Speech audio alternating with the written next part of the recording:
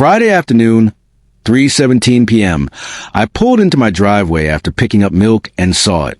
A brand new heavy-duty chain and padlock wrapped around my front door like a snake. My heart dropped into my stomach because I knew exactly what that meant. My 8-year-old twins were inside the house alone for the very first time ever. Just 20 minutes while I ran to the store, Karen from the HOA had literally locked my children inside our home. Groceries crashed the porch as I sprinted to the door and yanked on that chain so hard the metal cut into my palms. "Mommy," I heard my daughter's terrified little voice from the other side, followed by my son's panic crying. The deadbolt was engaged. The chain was triple looped, and a bright orange tag dangled from the lock that read, "HOA violation.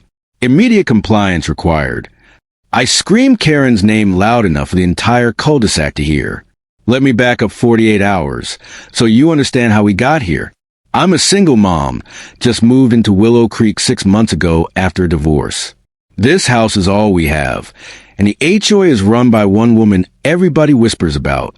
Karen Whitmore, 50-something, platinum blonde bob, sharper than a knife, always in pastel cardigans, and clutching that stupid clipboard like it's the Constitution.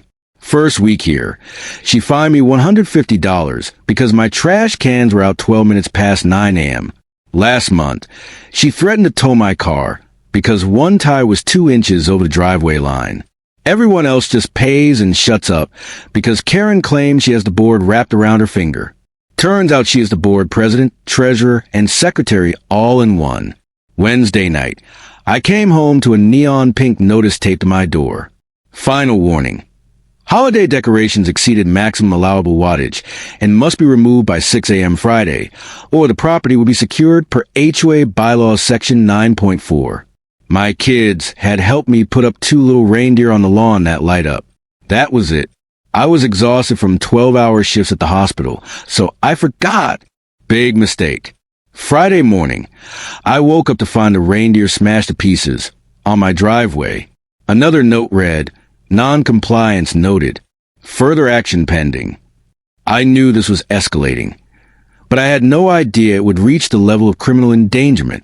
I called the HOA office, my voice trembling with anger and fear, demanding to speak with Karen.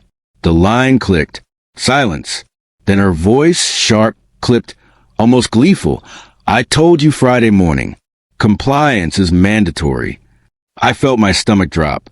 This wasn't a warning anymore. This was deliberate. I drove to the hardware store, bought bolt cutters, gloves, and anything I could use to free my children. But by the time I returned, the chain was reinforced with second lock. I called 911 immediately. My kids are locked inside my home. The HOA has secured the door illegally, I said. Try to remain calm, describing every detail. The dispatcher assured me help was on the way. I yelled again for Karen, my voice hoarse from panic. My daughter cried louder, my son banging on the door. The minutes stretched into eternity. I noticed neighbors peering from windows, some whispering, some dialing their phones. Finally, red and blue lights flashed across the street. 2 officers ran to my porch, assessing the situation instantly. I explained the ordeal, showing the locks and the orange violation tag. Karen emerged from behind a bush, clipboard in hand, trying to feign innocence, but the officers weren't buying it. One of them asked her to step aside. She refused at first, then panic overtook her composure when she realized this was no petty dispute. "Child endangerment," one officer barked. The word struck her like lightning. She tried to explain her actions, citing bylaws, rules, her authority, but her logic crumbled under scrutiny. The officers had seen enough. Karen Whitmore was arrested on the spot. She looked shocked, mouth agape, realizing her game had ended in catastrophe. I rushed to unlock the door with the bolt cutters, holding the locks firmly, prying until the metal gave way. The deadbolt was still engaged, so one officer gently turned the key. The door swung open, and my children ran into my arms, sobbing, trembling, but safe. Relief washed over me like a flood. I held them tight, whispering reassurances, telling them Mommy was here, that they were safe now. The officers confirmed Karen would face legal consequences. I stayed calm, explaining to my kids that we would be okay and that the authorities had handled the situation. Later, I spoke to neighbors, sharing my story, warning others about Karen's overreach and the dangers of unaccountable HOA authority. I reflected on the months leading up to this moment. Petty fines, threats, surveillance, and intimidation tactics. Every minor incident had escalated because Karen enjoyed exerting control, and no one had challenged her. Until now. The experience left me exhausted yet empowered. I realized that standing up for my children and asserting my rights was non-negotiable. The lesson was clear. Even bureaucratic power could not override common sense, legality, or basic humanity. The legal ramifications for Karen were extensive. Charges of child endangerment, fines, and possible removal from the HOA board. I documented every detail, every interaction, every notice, ensuring the evidence was clear and irrefutable. Friends and family called, expressing shock and support. Social media tension started spreading, people rallying behind my story.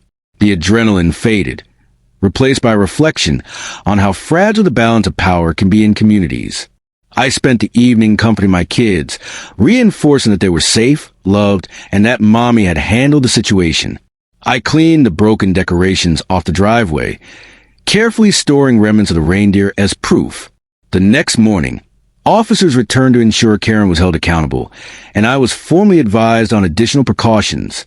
I contacted the HOA, demanding a review of bylaws and emergency protocols to prevent future incidents. The community meetings that followed were tense, with neighbors questioning Karen's leadership and her authority being challenged. Slowly, reforms were implemented. Checks and balances, reporting procedures, and limits on unilateral actions. I share my experience with the HOA board, emphasizing the importance of prioritizing safety and humanity over petty control. Months later, the house felt like a home again, but the memory of that Friday lingered. My children occasionally asked questions about what happened, and I answered honestly but carefully, reinforcing lessons of caution, empowerment, and justice. I reflected on my journey, proud of standing up for my kids, grateful for law enforcement, and aware that vigilance is essential in any community. That day taught me that authority without accountability can become dangerous, but courage, clarity, and swift action can restore balance.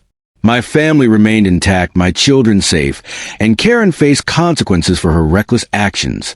The experience became a story I shared widely, warning others and inspiring parents to advocate for their families. It reminded me of the value of community oversight, but also the danger of unchecked power. I remained vigilant, cautious, yet hopeful, knowing that knowledge, documentation, and courage can protect what matters most.